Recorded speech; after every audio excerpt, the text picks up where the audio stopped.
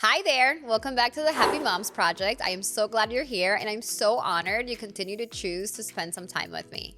Like all episodes, today is a really important one, and one that I'm actually pretty passionate about because I experienced this myself, and I remember feeling pretty crappy about it and sometimes even helpless. When I started this podcast, I knew that this topic had to be one of the first ones that I covered because it's that important. We're talking about something that every new mom faces: societal pressures. Yep. Everyone wanting to chime in and tell you what you should do, when you should do it, and how you should do it. It feels like from the moment you announce you're pregnant, everyone has an opinion. How you give birth, how you raise your baby, how quickly you bounce back, the list goes on. It's actually really overwhelming, and honestly, it's not fair. I consider myself to be so strong and I can handle criticism pretty well. And even I felt so judged. If you mix in some baby blues and some postpartum depression or some anxiety, those words of advice end up being pretty hurtful. So today I want to break down some of the biggest pressures mom face, why they can feel so heavy, and most importantly, how to let them go. Let's talk about how we can change and shift the focus to what really matters: raising happy, healthy kids while staying true to yourself. Remember, happy mom, happy baby, and what you feel, you're going to pass down to them.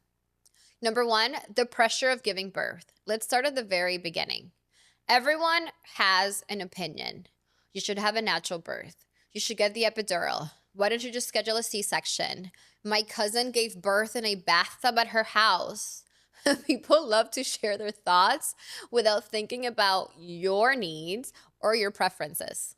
I personally had an elective C-section. My husband is 6'6", I'm 5'2", and my baby always measured really, really big. A C-section was not something that I dreamed of when I had a baby, but something inside of me told me to go that route. So I followed my mom intuition and my mom instinct, and I went ahead with my plan.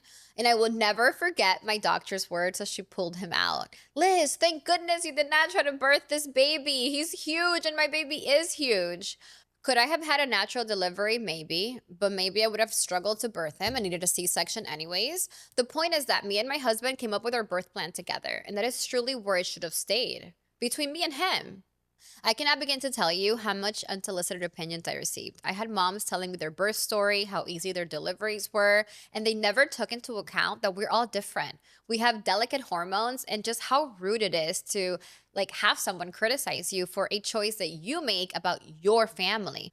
We even had a chiropractor who got pretty snooty with us at an appointment for Jack when she asked why he was a C-section. And needless to say, we never went back to her. It was so rude. It was so unprofessional. We were appalled. I have so much respect for those who really allowed us to hold space for our plan without passing any judgment, because we live in a world where everyone wants to give their opinion. And those who are able to recognize that they're crossing boundaries, those people are true gems. So if you're an expecting mom or you're a new mom, and you find yourself feeling judged or scared to share your birth plan when you're asked, here are some tips for you. Remember, your birth plan is yours. Do what feels right for you, for your baby, and for your situation. If someone pushes their opinion, it's okay to say, "Thanks for your input, but we've made a decision that works best for us."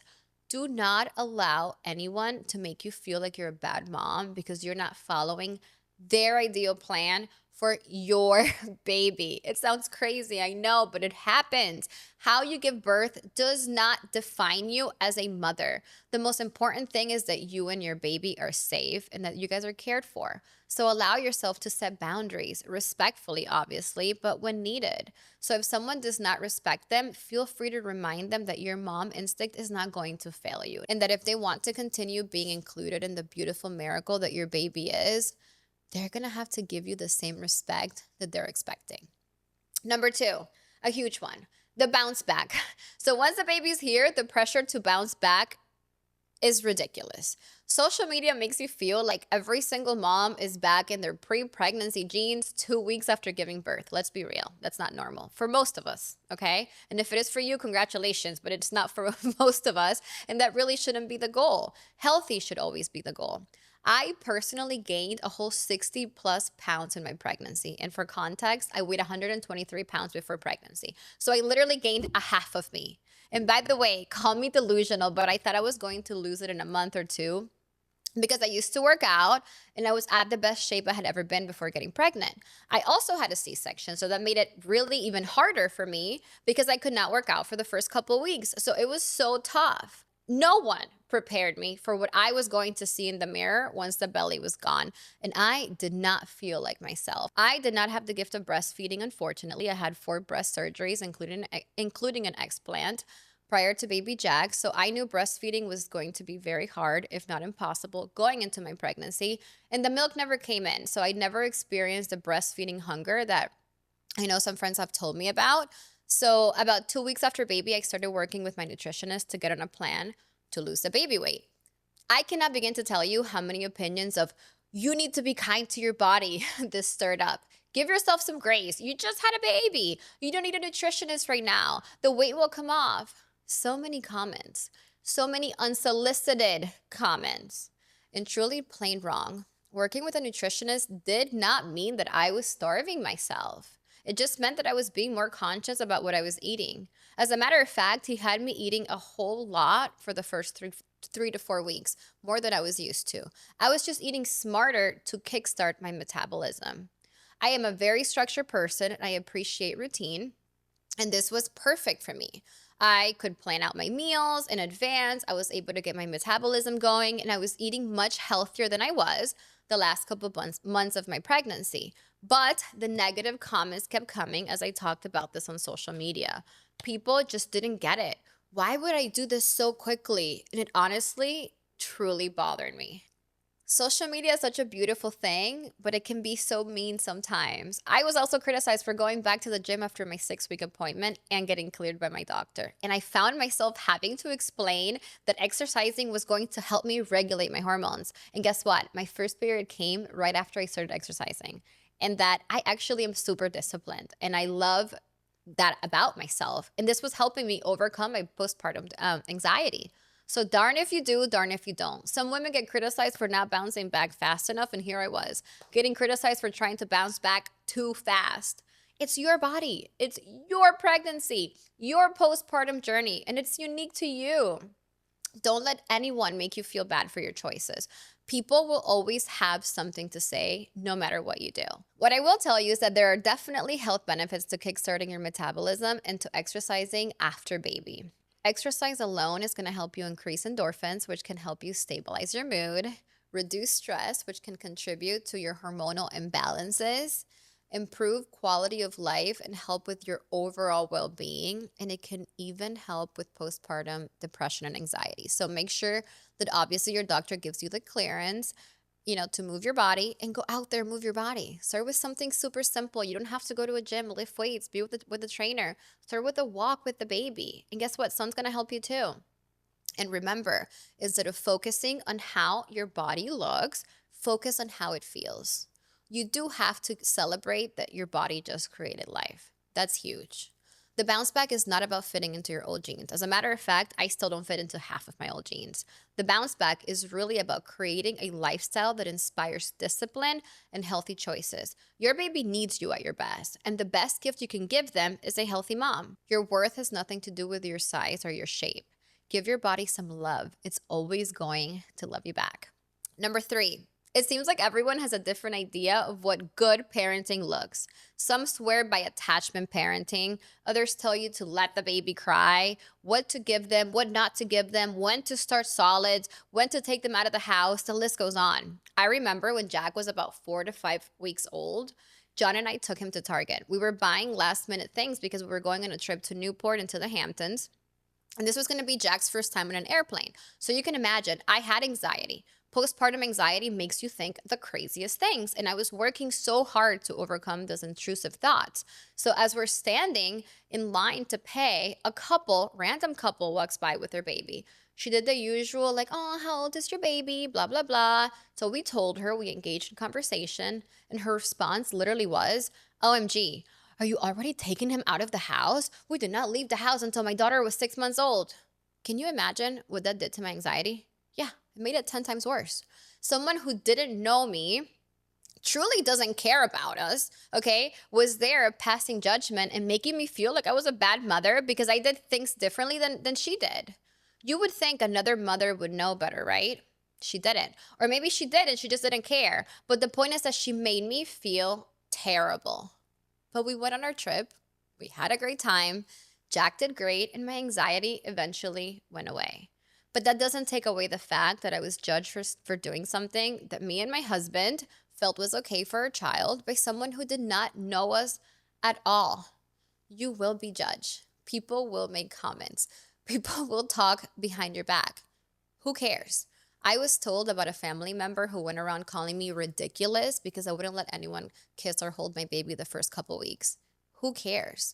It's my baby. If you're feeling down about someone judging you because of your choices, number one, trust your instincts. You know your child better than anyone. Number two, pick and choose advice that works for you and let the rest go.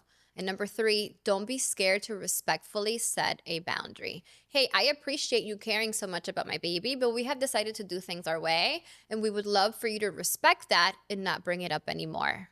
There is not a one-size-fits-all approach to parenting.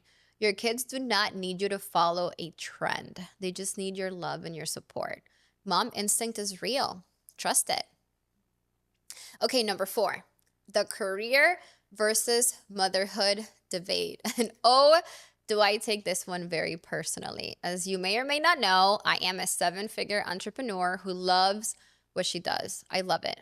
And before Jack, my business was my baby. But now, mom guilt hits me hard when I'm focusing on work. And then the entrepreneur in me starts like feeling like I'm falling behind if I take too much time away from it. So balancing the two, not easy.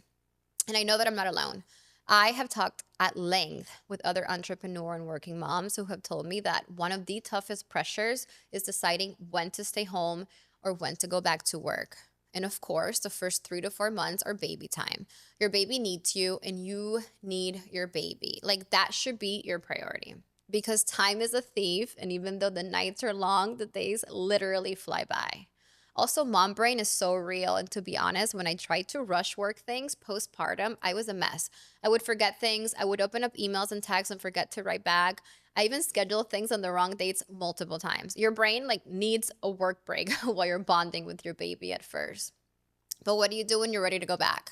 I had some things that came up with work when I was about 1 to 2 weeks postpartum that made my transition into being a mom so much tougher than it needed to be. I was forced to work with major mom brain, and this added so much stress and so much anxiety to my journey into being a mom.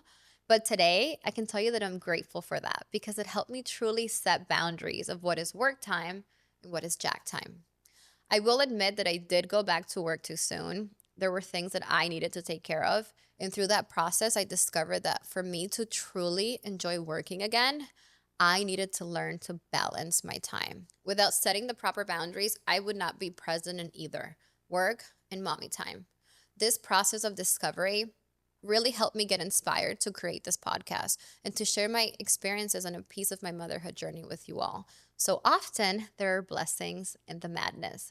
So if you're a mom who's feeling like I felt, I have some tips for you. Decide what's right for you and your family, whether it's staying home a little longer, working part-time, or thriving in your full-time career. It's your choice and it's a valid choice. Set boundaries to protect your time and your energy, whatever path you choose. And when others weigh in with their opinions, respectfully remind them that you've got it. You can handle it, and you're always going to do what is best for your family.